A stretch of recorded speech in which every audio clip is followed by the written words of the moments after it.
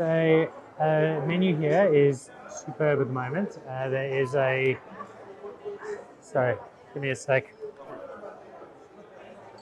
Michael. Yes, no, I did. Yes, I did miss your calls. All four of them. So I've been very busy. Yeah, just quickly. I'm at the airport. I'm about to board a flight. So just quickly. Yeah. No, I know about your rain business. Yeah, I don't want a SIM card. I'm sure you vaccinated them against COVID. I really don't want a 5G SIM card. I don't. Yeah. Yeah, I've heard of Bank Zero as well. I don't, Michael. I don't need a bank account. Bank Zero. That zero, is that the bank charges or your number of customers? Both. Yes, I thought so. Yeah, I know. I don't want any De Villiers chocolates either. No, I'm really not interested in investing. No, Michael. Look, I'm actually really busy. I need to go. All right. One question quickly about wine. Yeah. Plaisir de Merle. Yeah, obviously it's well known. Yeah, buy some. It's really good wine. Yeah, no, it's good. Yeah, no, definitely. You've got my thumbs up. Buy some. All right. Okay. Thanks, Michael. Bye. Rain business. Is that a weatherman? No, that was Michael Jordaan. He wanted to buy a bottle of wine and wanted my advice. It's a very strange man. Well, that very strange man is sitting beside me now at Plaisir de Merle as we say a very warm welcome to Dan Really Likes Wine, presented by Pick and Pay and coming to you live from the second wine home of Mr. Michael Jordaan, because you didn't go out and buy a bottle of Plaisir de Merle. You actually went out and bought the whole estate. I must have misheard you, Dan. I thought you were encouraging me to buy the estate.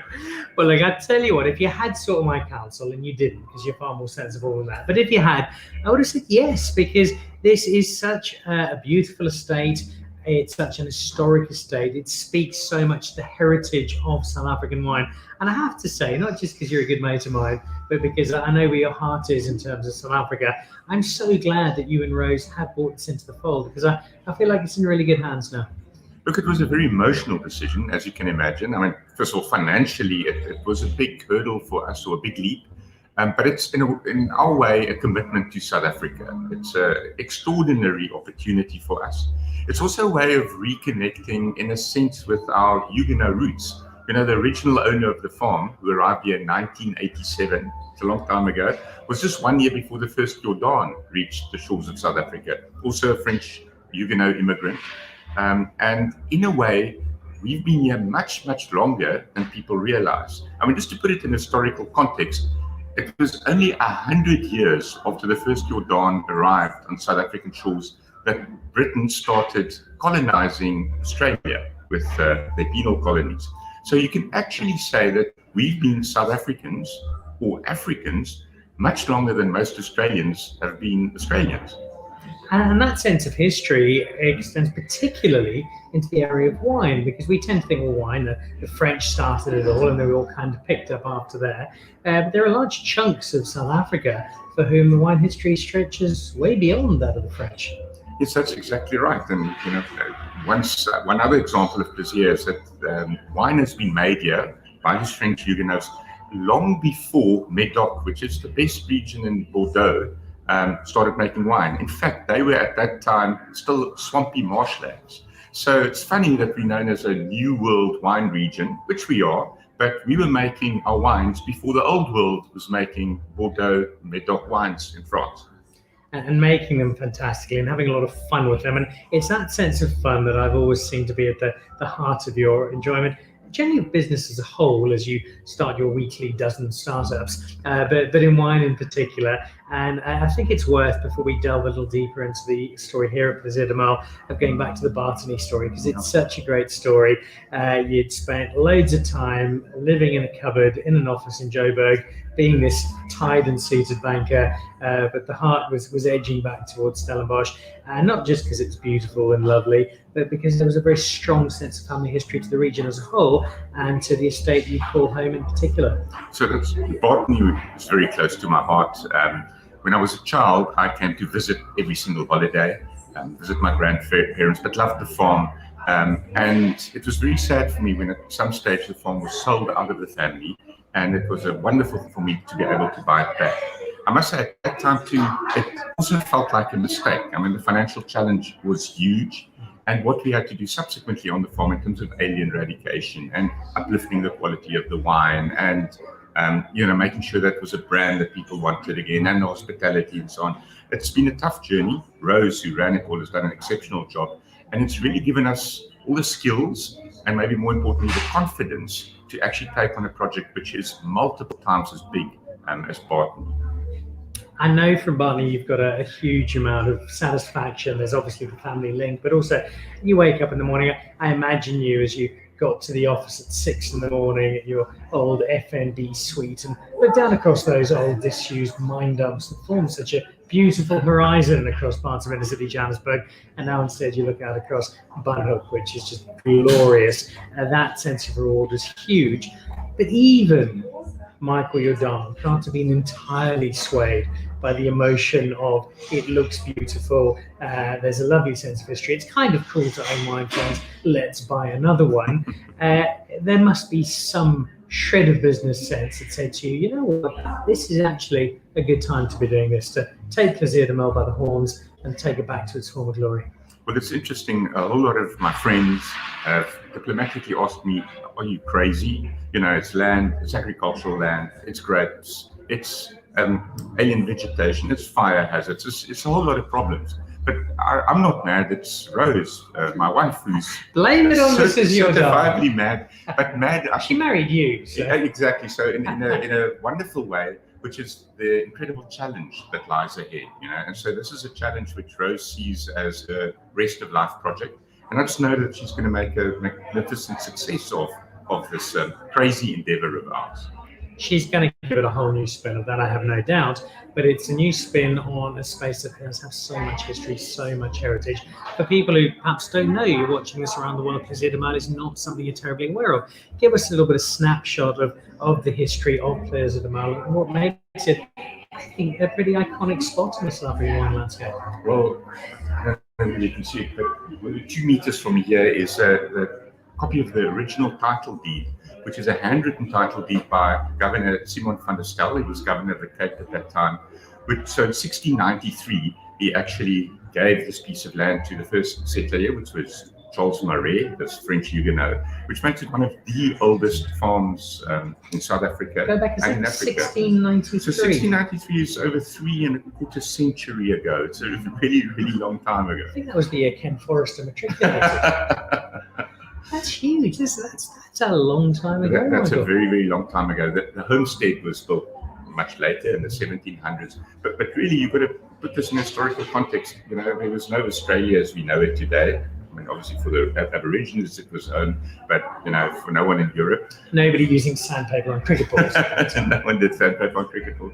And then the wine heritage that it's commonly acknowledged that the French Huguenots brought to South Africa was here. That the vines that were planted, it's all very well documented, and started making wine in the great French tradition, which is jumping forward 3 centuries now. Is still something that we want to do. Use this incredible terroir, which Simonsburg is known to have. Use this incredible history, because over time you've been able to figure out which vineyards work where, and then make exceptional wine, which is ultimately the thing that we want to do. We want to show the world that South Africa can make world-class wines. We know that, the rest of the world doesn't always know that, and to do so with one of the oldest farms, and one that fortunately is also one of the biggest farms. Is over 970 hectares here on the farm, which really gives us wonderful options to make exceptional wines. If your geography is not so good, 970 hectares, that's exactly to the square foot the same size as Belgium. That is how big Plaisir de Merle is, which is really exciting. And what's also exciting is this fresh spin you're putting on history, and I want to talk about that in a second. But before we do that, I want you to grab a glass of the bubbles, because I've got a few of these wines to taste. And one of the things you'll find when you get to know Michael, first of all, never go to dinner with him if you've got to do anything for the next 2 days, because he's a thirsty gentleman. But also, he'll try and tell you he doesn't know much about stuff, and he knows pretty much everything about pretty much everything, including wine. And I think you've got a really great appreciation. Neither of us are technical wine evaluators. We drink wine because we enjoy it. We love the stories. We love the romance to it. This is the Cup Classique from Plaisir de Merle. Just in a very simple sense, what is it about this that grabs you and puts a smile on your face? But then I've just got to come back to what you said. I really don't see myself as a technical wine expert. I'm in awe and admiration of people who can do that. I really do think, as am I, your best wine is the one that you love. I do love sparkling wine. I like Cape sparkling wine. I think in blind tastings. Jordaan, you love every single glass of wine you've ever had. I've been told so. Sometimes nicely, sometimes not so nicely. But I think the MCC just shows what can be made here in South Africa in a way that in blind tasting stands out really, really well. And I think we don't drink enough of this. I think I kind of grew up where it was only at special occasions we celebrated. But I think we should be having a glass of MCC every single day. With breakfast. Maybe not with breakfast, but that's at some stage in the day. But with food, and it's a discussion we've had a number of times already this year, being the 50th year of Cup Classique in South Africa, how much this is neglected as a wine to pair with food. We, as you rightly say, we tend to, it's a 21st birthday, it's a wedding anniversary, it's maybe friends around for dinner, it's a quick glass and then onto the proper wine with food. Whereas Cup Classique, with anything from salmon to a light curry to even some red meat, you can get such a sparkle out of it, and it's great fun. You're doing my job for me now, thank you. Of course, Franschhoek has become somewhat of an epicenter for MCC in South Africa. And the interesting thing about Plaisir is it actually borrows from both Franschhoek, Paul, and on top of those two, Stellenbosch as well. We're really at the intersection of all three. So you could say that the MCC that we're having now is probably the closest to the Franschhoek region, which is how Plaisir is actually classified. Just technically, in terms of the geography, you are part of Franschhoek, part of Stellenbosch, part of Paul. You actually border with Free State at one point. That's how big Plaisir de Merle is. How much, and just be absolutely open and honest, because I think you have the complete right to, how much of a kick does it give you? Whether it's Bartney, whether it's here, you throw back a glass of wine and you think, yes, I know I didn't make it. I know I had Rodonel, I had one of the other winemakers produce it for me, but this is my wine. I mean, if this was me, I'd be cartwheeling all day long. Does it give you that buzz, that sense of pride? Look, apart from the terror at the incredible financial commitment that this entails, it really does. And I think where this comes from is, my career has been in banking. And in banking, you never touch anything. You don't have a product that at the end of the day you can touch or smell or share.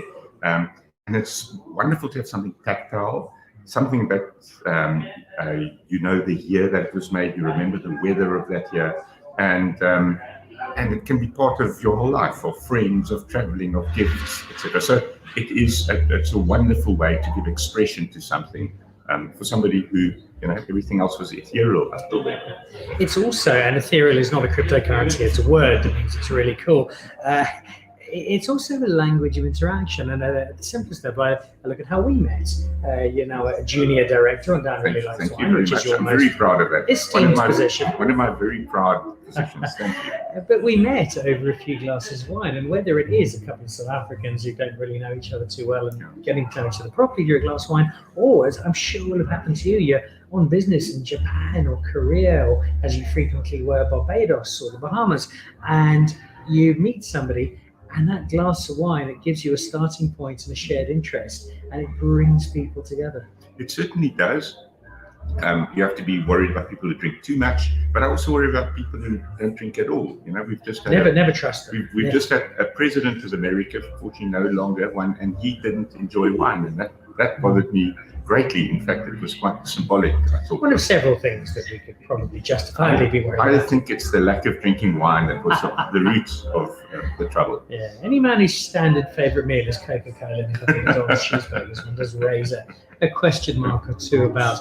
Before we wrap up on these bubbles, we spoke a little earlier. You talked about that history and the fact that here at Plaisir de Merle, there is a greater wine history, not in a put-down sense, but it's been going longer than parts of Medoc, parts of Bordeaux, and that's something to really celebrate.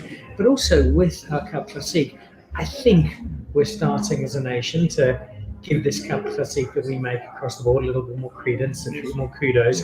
But there's still a little bit of work to be done for people to realise that, and again, it's not trying to slam French champagne, but more say, our winemakers in South Africa, getting the best out of terroir, the best of our grapes, have produced some extraordinary bubbles. Then if I had to give a broad comment about the wine industry, I think we're very good at viticulture, and one can study it at university. We're very good at viniculture, making the wines. I mean, there's nothing wrong with the quality of our grapes and the quality of our wines. The third element, though, is the entire commercialization aspect, distribution, branding, positioning, understanding price points.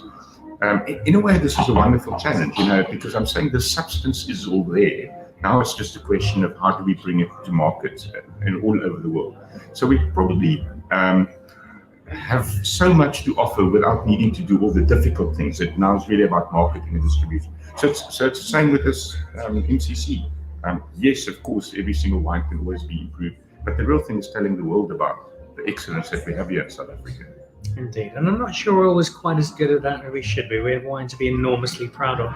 We also have a broader wine space to be enormously proud of, and I sense that that's at the crux of your boss's vision here in terms of what Rose wants to do with Plaisir de Merle. The wine is very good. I think it's going to get even more fun and exciting with Rose at the helm, but you've also got the quintessential space to develop, because a wine estate is no longer just a wine estate. It's a restaurant, and it's an art gallery, and it is a shooting range, and it is a paragliding center, and there are all manner of things that you can put together. You never want to lose the focus on the wine, because I think that leads and drives you. But by the same token, people want to come here for more than just a glass, and you've got to cater to that. So what is the broader vision that your wife has told you will be funding at Plaisir de Merle over the foreseeable future? Well, I think I can see her just behind your shoulder, and I'm going to actually drag her in to come and speak to you as well. I think she's in a better position to tell you about that. But clearly you're right. There's a story. People like stories. There's an experience. An experience is broader than just coming for wine tasting. There has to be a market, and there has to be music events and trails. We've got 15 kilometers of the most pristine mountain biking trail. So it's completely possible that you arrive in the morning, you do your trail, you have breakfast here, and maybe that overruns a little bit, and you start getting into lunch, and then you really enjoy the wines. I mean, ultimately, it would be great that people could come here and spend the entire day here, kind of end the evening with music and other type of things. Have a month at Plaisir de Merle. Nothing wrong with that. So it really is also involving the local community, local entrepreneurs. They can put their wares on display at the market. And meanwhile, and really this question that you should ask Rose is improve the vineyards, because ultimately wine gets made in the vineyards, and then focus on making exceptional wine. There really is not, this is not a game that we're in for quantity. It really has to be exceptional. There are loads of questions I want to ask the person who really knows all about this space. Now, we'll in just a moment, but before we do wrap up, there's one other wine I'll let you to grab. I think it's the one slightly further away from you, and there's a reason I picked this. This is the 2013 Plaisir de Merle Cabernet Sauvignon. Let me just give you a look at the bottle. There's a regal elegance to that, much as there is to me and Michael, really. It just looks good, doesn't it? And we're going to be trying it. And the reason I picked this, because if I'm not mistaken, it was in 2013 when you decided, I've had enough of being a bank teller. Yes, I was a bank teller for far too long.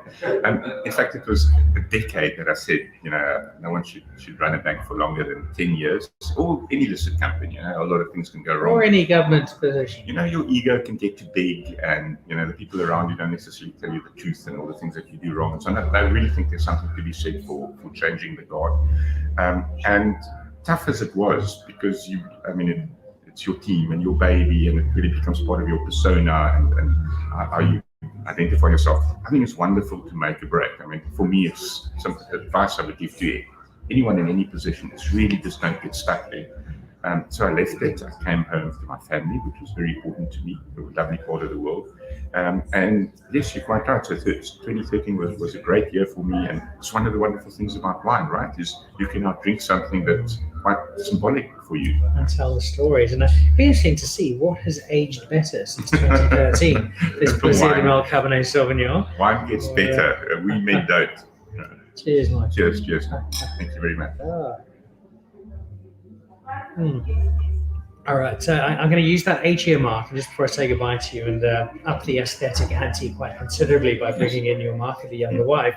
8 years from now, 2029, yes, we're sitting here looking as young and chiseled and youthful as we do now, and I'm asking you, Michael, What's been the best thing about Plaisir de Merle for the last 8 years? What would you like to be able to tell me in 8 years' time? The ultimate pleasures in life are actually quite simple. It's health. Happiness comes from having great mates around you, having family who love you, and in the process, creating and giving back. I mean, I'm at the stage of life where if you can make something more beautiful, if you can restore nature, that gives immense satisfaction. But really, it's that simplicity of laughter, friends, family, nature, beautiful things, and making a difference in the world. And we think we can do that with Plaisir. We have a tremendous opportunity to do so. But I think you should speak to the architect of the future. Thank you very much for having me. I can tell you, Michael, I've been rehearsing that answer for the last 2 hours. We had to stop the initial one, which is laundering money through a Swiss bank account. It's so much fun to be here this evening. It's always great to spend time with you. You're a great friend and a great junior director. But with all due love and admiration for you, Michael, I'm going to kick you out of the studio. If you can go and find that fabulous blonde of yours, and we'll see Michael back shortly. That is Michael Jordaan, the former bank teller. I can't remember where it was some money lending business up in Santon, and he is very much junior part of Plaisir de Merle. So time to welcome in a blur of glamour. What a way to start the second half of the show. It is Rose Jordaan, looking as magnificent as ever. Hello, glass of bubbles in hand. Congratulations. Are you absolutely floating? Because you should be. This is so cool. It has been a journey and an exciting one, and a huge privilege.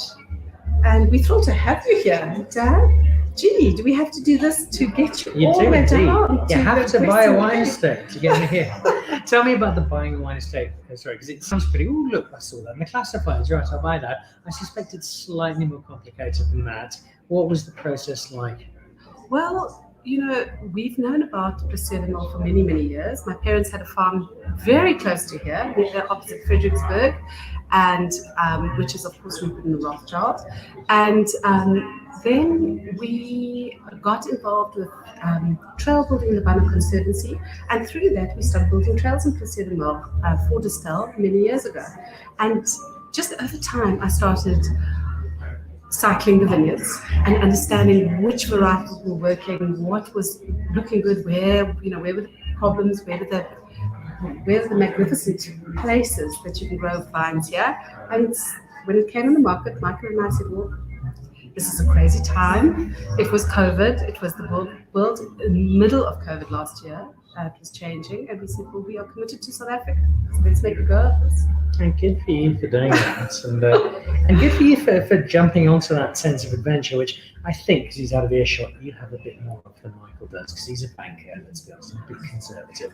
But I've always known you've got that lovely sense of flair. And I sense, and correct me if I'm wrong, but I sense that what appealed to you as much as anything was it was a wonderful opportunity to take what is an historic South African estate. It's got so much history and heritage. You just did feel it needed a little bit of love. It needed a hug, a little bit of a nudge in the right direction. And I sensed you got that feeling and thought, you know what, I'd like to give it that hug. I'd like to give it that push. I think it sort of marries all the things that we've been doing for many years on Bartley, and all our commitment to conservation, our commitment to the wine industry, our commitment to employing people, a commitment to getting the economy going, our commitment to South Africa. And it's a project that embodies everything in one place. And heritage. What a privilege to be involved and deeply entrenched in South Africa's amazing wine heritage. And it's fabulously concentrated here, and we've tried some of the wine already. We've tried some bubbles with Michael. We've tried some of the Canada. You and I are going to try some of the Grand Plaisir in just a moment. But let's set that aside for a second, because there is so much else happening.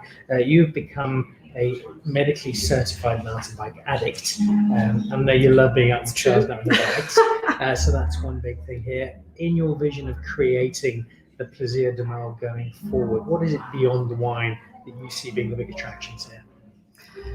Well, this is a very large piece of land, 970 hectares on the slopes of the Singelsberg Mountain, and right on the edge of the Banner Conservancy. So it's a prime spot to continue doing the trails that Banner Conservancy has been building for many years, and with the express idea of firstly getting trail building teams, so it's employment opportunities, and as well as people out into nature, getting to see these beautiful South African landscapes, fynbos, this incredible floral kingdom we have, the biggest floral kingdom in the smallest place in the world. I mean, it's quite something, and really getting people out there and to come and appreciate this incredible, beautiful land of ours.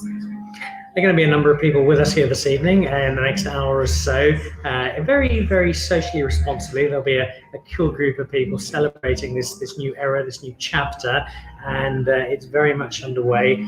The wine is always going to headline it, though. We said that to Michael a moment ago, and you've got such great wine that's been made here. Is there a wine vision going forward? Do you have an idea of where you'd like to take that side of Plaisir de Merle?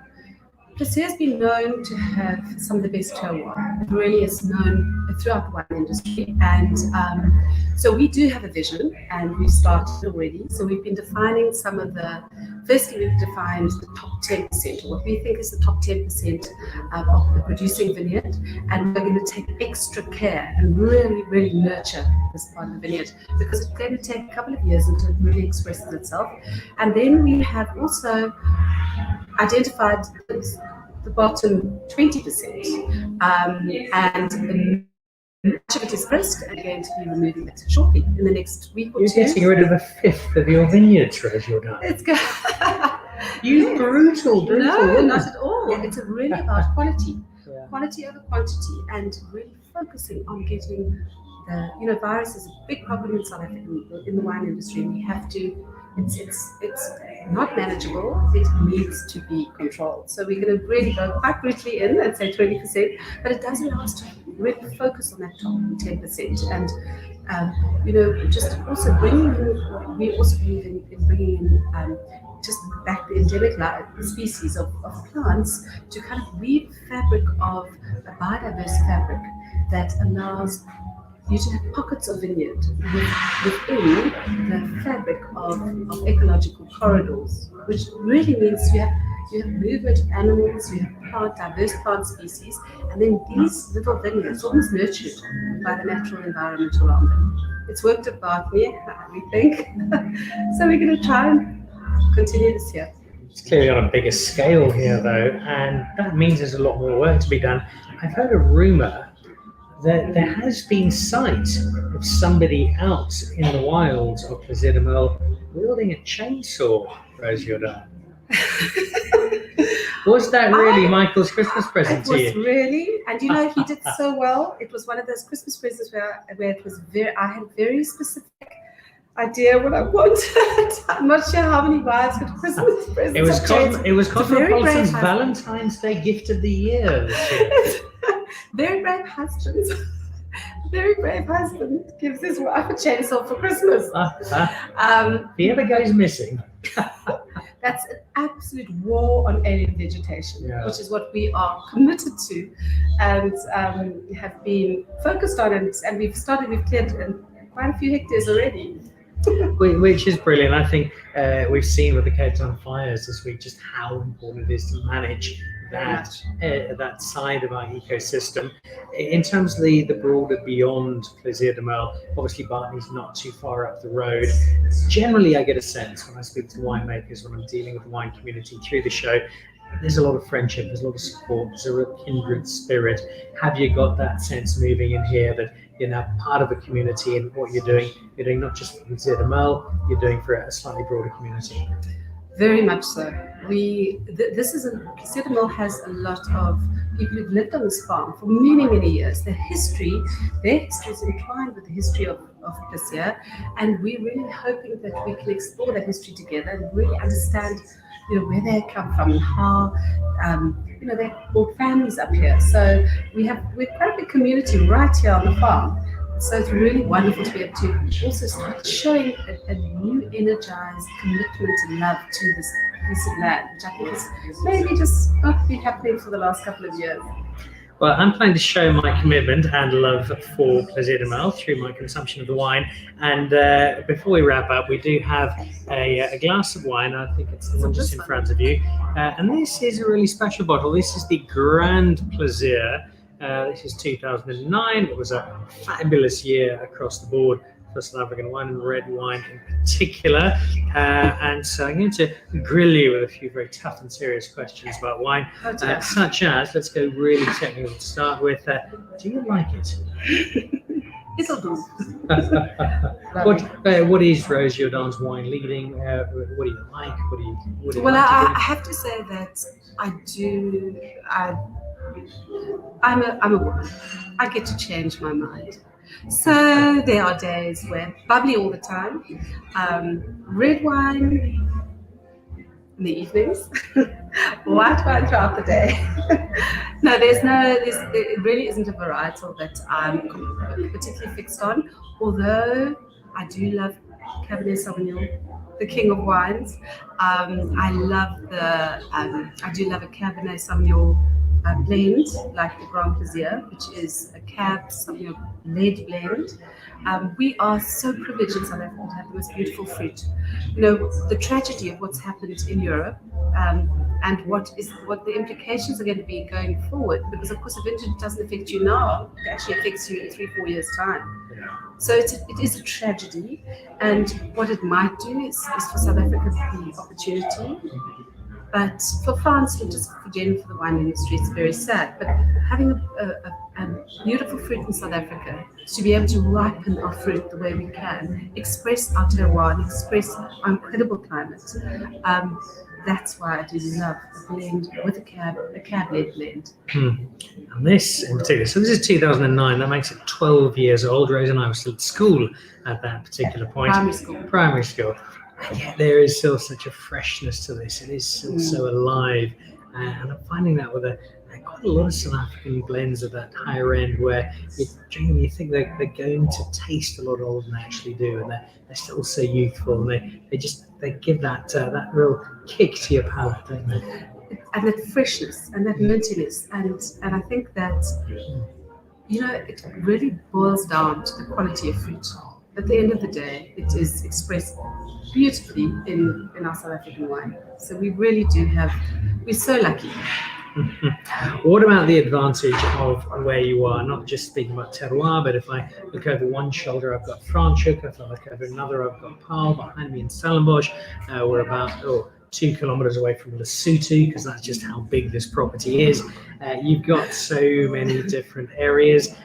Is that a challenge, or is that something to revel in, to really take advantage of? Well, I think, you know, people are not being able to really travel widely and broadly overseas. So I think it's wonderful that people are now starting to explore their own backyard, and what a backyard this is. I mean, you know, if it tickles you, you can hop over to the monument in Paarl, or you can go to Franschhoek for an incredible meal. Franschhoek, to Stellenbosch for the beautiful history that's, you know, we have there, and the amazing wines. They're just such incredible places to go to. And right in the middle of all of this is Plaisir. And you can come and you can actually spend 7 days in this area, in this valley, and never do the same thing twice. Probably spend 7 weeks doing exactly that. There is so much to do in this broader area. I'm really loving this. It's just opening up a little bit in my glass as well, which adds to the allure thereof. Just before we dispatched your elderly husband and improved our quality of guest dramatically, I asked him about 8 years' time. I'll push yours out to 10 years' time.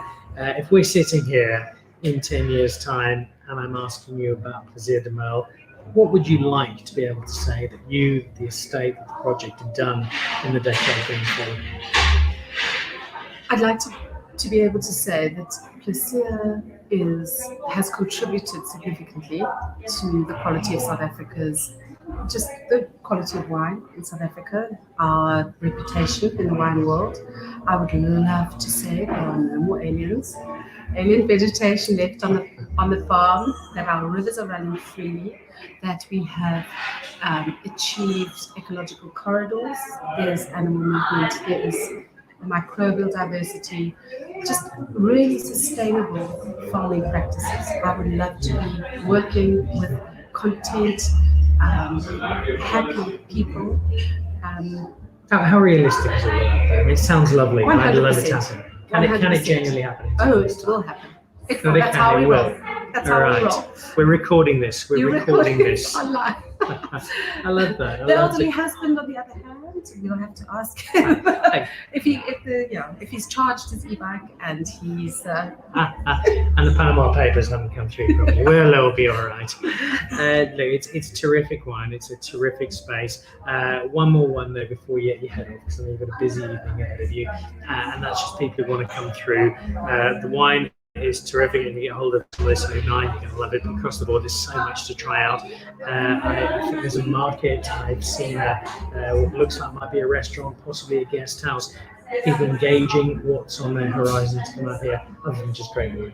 well, of course, Michael's always asking once we've achieved a goal, what's the next goal? So we have opened a market. We're collaborating with local artisans, some lovely food, lovely craft, and we are trying to keep it local. The tourism industry has taken a real bad knock, and it really is time to join hands and collaborate and kind of help each other, showing our strength through being there for each other. So that has already started.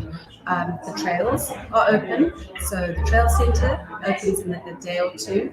The new restaurant, we obviously trying to just maintain and upgrade many of the buildings that have deteriorated over the years. So we're hoping to open up a Plaisir restaurant in the Lane House. And yes, the guest houses will be open in September. So we're busy. It is a very, very exciting project. It's one that gets officially launched in about 20 minutes or so when we kick off here at Plaisir de Merle. And you might not be here tonight, but you can be here going forward to come through, not just try some terrific wine, but also experience the sense of adventure that encapsulates all that Rose and Michael have on the horizon. And I love this project. I love what you're doing here with it. I love that you've taken a great South African estate that needed that little bit of love, and you've given it in industrial volumes already. So we're looking forward to the path forward for Plaisir de Merle, and not just for tonight, which promises to be wonderful and celebratory, and probably end up at a pool party at the Jordaans in small hours tomorrow morning. But more importantly, going forward, just adding another rich and welcome chapter to the South African wine story. So cheers, Rose, and thank you. Cheers. So there we go. Joined first of all by Michael Jordaan, and then upgrading considerably to Rose Jordaan. Dan Really Likes Wine, presented by Pick n Pay, coming to you tonight live from Plaisir de Merle. There's a lot to come and check out, not just the great wine, a whole lot of excitement, great restaurant on the cards, lovely guest house, and loads more. So if you get the opportunity, you're in the area, it's a great time, given that the rest of the world hates us, to come and check out South Africa instead. And this is a good place to start. That wraps us up for this evening. I'm off to do some hosting duty, and more importantly, try every single vintage of every single wine they make here, purely for the purpose of research. Remember, Monday night we're back. Monday night we have Callan from the Garagiste, among other things, and we've also got online at the moment the chance to see Ken Forrester and some vintage FMC. For now, from the heart of Stellenbosch and Franschhoek and Paarl and the Free State and part of Hermanus, we are in Plaisir de Merle, and have a great deal of pleasure at that. From myself, Michael, Rose, and the team here, have a great evening. Cheers.